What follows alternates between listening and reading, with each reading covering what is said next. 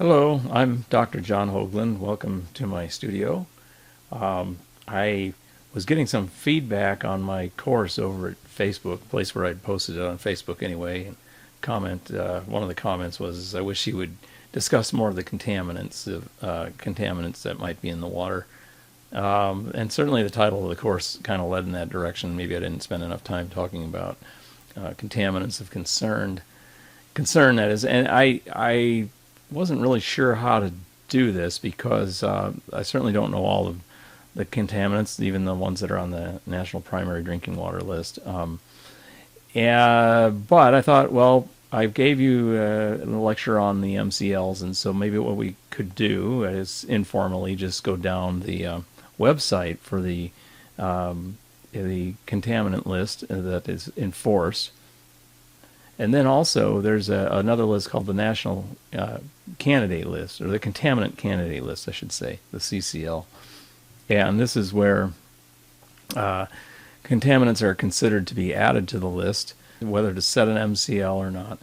And my understanding is the EPA has a 6-year review cycle where they review the regulations, existing regulations, as to whether they're stringent enough or not, or too stringent. And then also they consider adding additional contaminants from the Contaminant Candidate List onto the National Primary Drinking Water Act list. So we'll look at that. Let's go look at the websites. Okay, so first of all, I have to make the joke that this is how I browse the internet, a million tabs open, most of them are music. I have, the joke is I have 40 tabs open and I don't, my brain is like my internet browser. I have 40 tabs open and I don't know where the music is coming from. Anyway, this is the EPA website, which administers the National Primary Drinking Water Regulations, which is the list, if you will. So that website, I'll drop it in a document, but it's epa.gov, and then /ground, all with dashes, groundwater and drinking water, then another / National Primary Drinking Water Regulations. I'll put the website in a doc. So you'll see the list, and as we following kind of the format of the lecture, we zoom in, you'll see right at the top that they've got anchor links for the main types of contaminants that they monitor and regulate for. And a lot of people don't think about microorganisms, but it's top of their list. Again, I should say that that's a weak area for me as well. I'm not a microbiologist, so I don't feel comfortable commenting on microorganisms or how they're sampled. Then, of course, there's the disinfectants, which are usually obviously used to treat the microorganisms, particularly bacteria or whatnot. And then those lead to the disinfection byproducts, trihalomethanes and whatnot that we were talking about. And then they have the list of inorganic chemicals. Those are metals, among other things that are inorganic. And then the organic chemicals, and this is what most people think about or read about in the news. Probably spend a lot of this informal discussion on that. And then lastly, radionuclides. So this is almost the order in which I took things in the earlier lectures. So these are anchor links. You don't have to click on each one. You can scroll. And here are the microorganisms. I'll zoom out a little bit. So this list is, and I'll just try to come up with anecdotes as I go along here.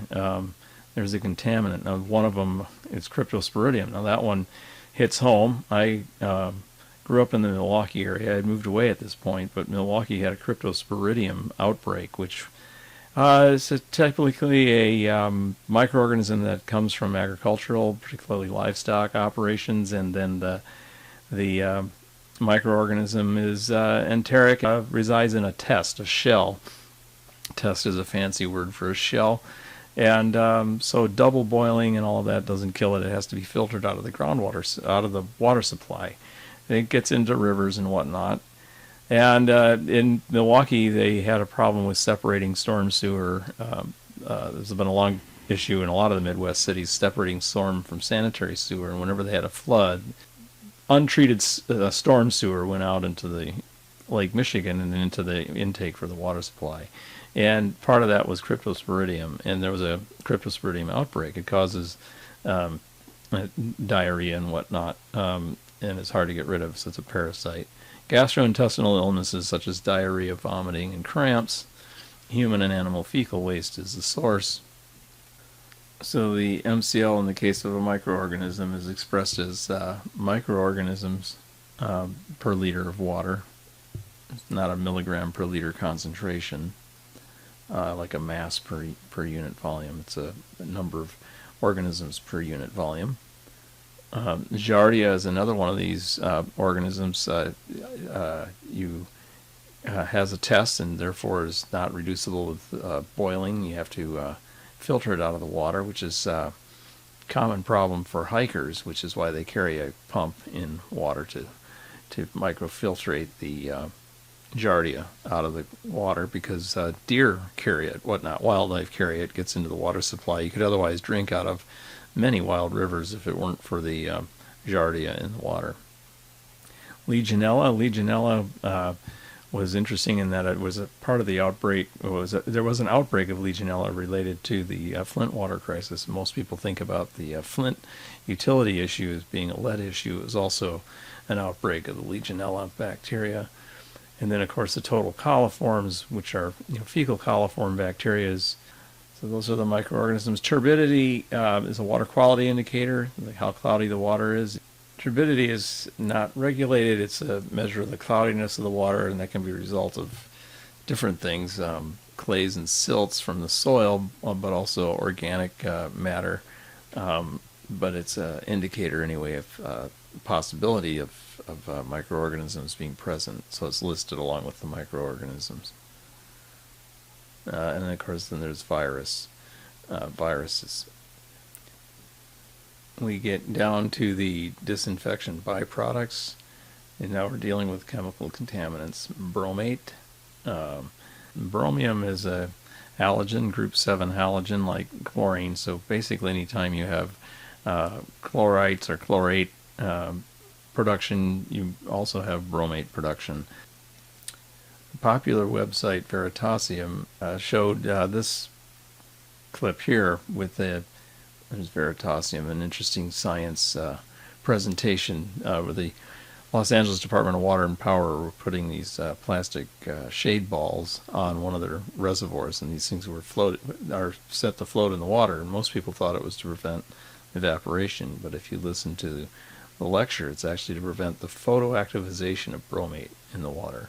So that's an interesting lecture. I'll probably try to drop that link into the document as well. And then you have chlorites and chlorates and things like that that are the result of adding chlorine to the water. MCLG is the maximum contaminant level goal, which is not enforceable. The MCL is the enforceable limit, the maximum contaminant limit. So, and these things are footnoted at the bottom. So the bromate, the chlorite, haloacetic acids are halogen ions added to the acetic acid molecule. React, some of these chlorinated or halogenated compounds, the halogens will replace hydrogen in the molecule, so you get an acetic acid molecule with a halogen in place of one of the hydrogens. And the same is true with trihalomethanes. These are usually the result of the disinfectant chlorine added.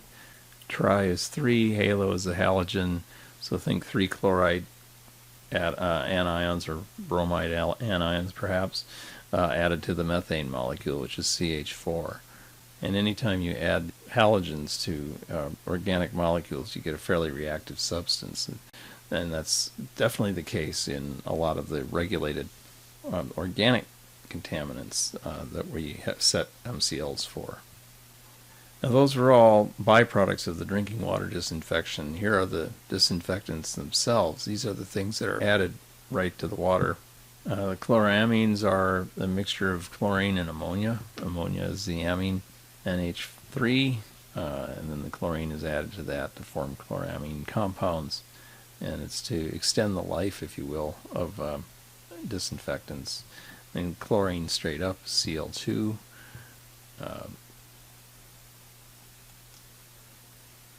chlorine dioxide. So those are the disinfectants that are added directly to the water. And now we get into what most people think about when they think of the primary drinking water regulations, and that's the MCLs. And these are usually the levels that are not part of treating the water or its byproducts, but rather what's found in the water due to industry. So that would be the inorganic chemicals as well as organic chemicals. So these are elemental contaminants. Some of these might have naturally occurring levels. I know antimony element SB has sulfides and oxides that occur naturally, but it's also used in industry. So the sources of these may not be known. I should say MCL, the maximum contaminant level, here is listed as milligram per liter. That's the equivalent of part per million, whereas most of the standards are set in the part per billion. So a part per billion is 1/1000th of a part per million. So when you see the level milligram per liter written as 0.006, that's 0.006 part per million, which is 6 part per billion. So that's pretty low standard, 6 part per billion, but we see that number is set for a lot of different MCLs on a lot of different compounds. So just keep that in mind as we scroll the list. Again, these are mostly elemental. Arsenic, mentioned already the political debate that was going on about reducing the arsenic level from 50. 2006 it was lowered to 10 part per billion. And that brings up to mind another issue.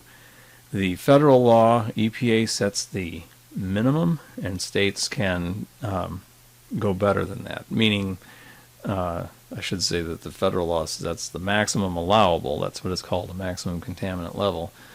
States are allowed to regulate more stringently if they'd like to. They can set a higher standard, meaning a lower MCL, on any particular contaminant. They can either match the MCL given by the feds, or maybe the feds don't even have an MCL.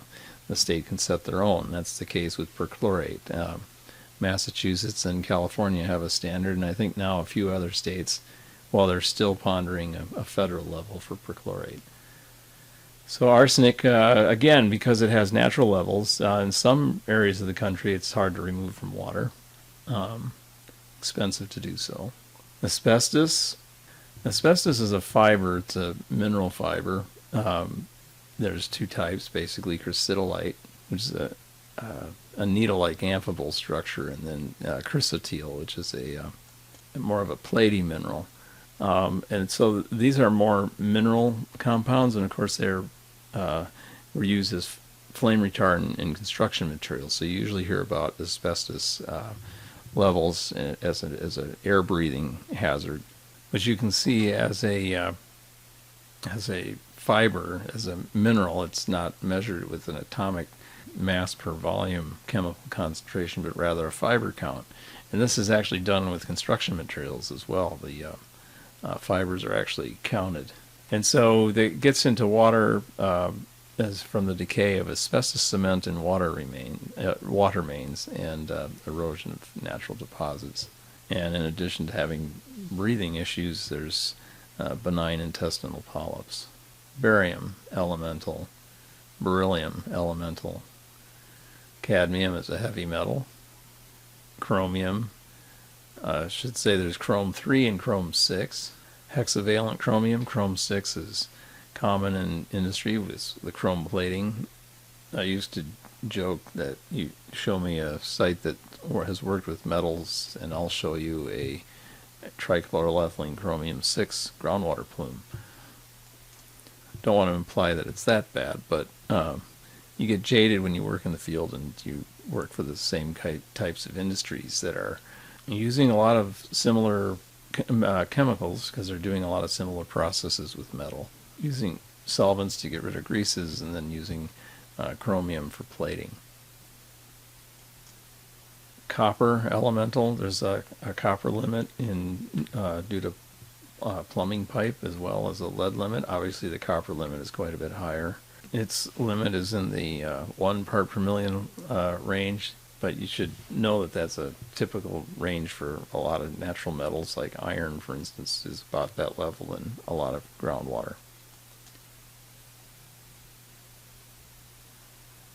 Cyanide is a carbon bonded to a nitrogen, CN. See here that it says its source is steel, plastic and fertilizer factories. I also think of it oftentimes with coal and coal burning. Fluoride is at 4 part per million. And here is lead with a goal of 0 and the action level of 15 part per billion. And it's a neurotoxin, neurological damage, particularly in children. Mercury, you'll notice they mention erosion of natural deposits and discharge from refineries and factories and runoff from landfills and croplands. They are neglecting to mention that there's a aerosol deposition of mercury from coal burning. Nitrate. Nitrate is NO3. It's a fertilizer, or it's I should say a nutrient that's a byproduct of fertilizer use. Ammonia oxidizes to nitrate. It's the nitrate form that's taken up by plants. So as a nutrient pollution, nutrient pollutant, it tends to enrich waterways, which then causes eutrophication of the waterway, which ultimately actually limits the dissolved oxygen in the water, which then stresses the upper parts of the food web. But in young babies, there's another issue called hemoglobin anemia, and that nitrate can block oxygen uptake in the blood, so it causes what's known as blue baby syndrome. Nitrite, which is NO2 but an ionic form. Selenium, thallium. And then we get down to the organic molecules. And of course, a lot to this list. And I'll just say that as a hydrogeologist, I think every hydrogeologist has some experience with the petroleum hydrocarbons, benzene, toluene, ethylbenzene, and xylene. And most of us have experience with the chlorinated solvents, such as trichloroethylene, which is now just referred to as trichloroethane. It's been a slight name change in chemistry. And anytime you add halogens to organic molecules, you get a fairly reactive substance. The chlorinated solvents, or the polychlorinated biphenyls, PCBs, the PFAs, is perfluorinated aromatic hydrocarbons. PFAs, they are endocrine disruptors. Fluorine is another halogen. The halogen makes the substance reactive, and it's usually the reason for making it in the first place for some chemical process. PERC, which is perchloroethylene, gets the nickname PERC. It's just tetrachloroethylene, four rather than 3 chlorine halogens around the ethylene molecule. Trichloroethylene and tetrachloroethylene have both been used in dry cleaning. Trichloroethylene seems to be a little bit more pervasive. It's used more widely in industry. I mentioned PERC. It shouldn't be confused with perchlorate, and it's interesting that perchlorate as a anion, salt anion, ClO4, should be in this list of inorganic contaminants, and it's not there. So the federal government hasn't set an MCL for perchlorate yet, which is different than PERC.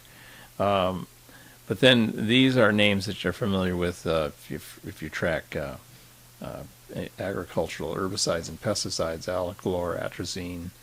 Benzene is the benzene ring, building block to a lot of different organic molecules. This is a primary constituent of petroleum, so you'll find it in petroleum hydrocarbons. Benzoapyrenes, carboraphan, carbon tetrachloride. You'll notice that a lot of the active agents in these molecules, again, are chlorine or halogens of some kind. Chlorobenzene, 2,4-D. So again, the list is rather lengthy, and I think I'll use this as a chance. Dioxin is certainly famous from the 1980s, Times Beach, Missouri. Ethylbenzene, I mentioned, ethylbenzene, xylene. Glyphosate is the ingredient in Roundup. It now has a MCL, heptachlor, hexobenzene, lindane. A lot of these are PCBs. There we go, polychlorinated biphenyls. I think with that, I should segue into what's on the list and what's not, and how that affects things. But first, let me scroll to the very bottom. We got one more category. There's trichloroethylene and vinyl chloride, typical in plastics. Xylene, one of the hydrocarbons from petroleum that I mentioned. The radionuclides. So here are the alpha particle radiations, beta particles. Some of these radioactive compounds are alpha emitters, beta emitters. And then here's the atom itself, radium-226, uranium, and these have levels. I'm running out of time. Like I said, to keep the course, to be free at Udemy, the course has to stay under 2 hours. But I wanted to mention the candidate list. So here's the other website that is the Drinking Water Contaminant Candidate List. So these are the list of contaminants that are being considered for regulation. Before I begin on that, I want to quickly talk about a little anecdote about this. I was at a conference that was discussing the Woburn case, which in 1980 involved the trichloroethylene from either Beatrice Foods or Grace. Grace had a refrigerator manufacturing plant, was doing using trichloroethylene for metal finishing. Beatrice Foods had a tannery. They were using trichloroethylene for tanning hides. So the case involved, which of these two entities were guilty of the trichloroethylene contamination in the well, and I raised my hand at a conference and said, the emphasis has been on the liability of these two companies. What about the liability of the water utility in serving the trichloroethylene unknown to the residents of Woburn, Massachusetts for many years, which resulted in a cancer cluster of childhood leukemia? And the response was very informative to me. I'll never forget it. I think it was at the Darcy lecture. And he said, because trichloroethylene wasn't on the list at that time, and it was subsequently added to the list. So the Safe Drinking Water Act was originally passed in 1974, but everybody talks about the 1996 amendment. It was amended in 1986 and 1996. People talk about the 1996 update because I think that's when the list was formalized to 90 contaminants. And then if you look down at this Drinking Water Contaminant Candidate List, you'll see that they've had, in addition to the amendments to the law, there's always this cycle, contaminant candidate list 1, 2, 3, 4, and 5, where they every 7 years or so they have an amendment to the list and the standards, the Mcls that are on the list.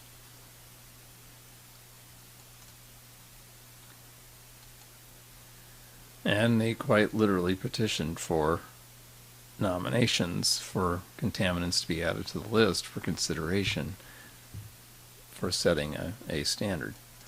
So looking at that quickly, October 4th, 2018, EPA requested nomination of chemicals. The public was able to nominate contaminants by following the directions.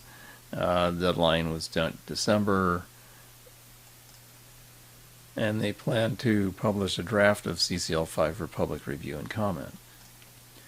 Coming back to their main page here, then if you scroll all the way down to the bottom, they have the ones that are actually published down here. I think they only published through 3. If we look at one of these, here's a list of the contaminants that were considered for setting a drinking water standard. Now, keeping an eye on these lists is important. It's actually become part of the environmental industry, which is emerging contaminants. And here is the U.S. Geological Survey page on emerging contaminants. It involves chemicals that we are detecting in water that we don't know whether they're harmful or not, haven't been regulated yet, aren't considered for regulation yet. In a cynical way, some people in the business look at this list as the new business opportunities. But a little less cynically, I want to add this, that the focus in the past has been on the toxicology of contaminants and focused on cancer. And lately there's a shift in the thinking on cancer-causing potential versus the endocrine disruption potential, and a lot of contaminants are being considered in the light of endocrine disruption and the many diseases that can lead to. I will leave a link to a lecture by Theo Coburn. We have tended to worry about contaminants from either a neurotoxicological effect or a cancer-causing effect, but Theo points out the endocrine disruption. And she has this letter that she addresses to President Obama in 2012. She then passed, unfortunately, in 2014. So, but the letter is still a sobering wake-up call. Theo is the discoverer of endocrine disruption and endocrine disrupting chemicals. He talks at length about the need to change the focus of toxicology from cancer-causing to endocrine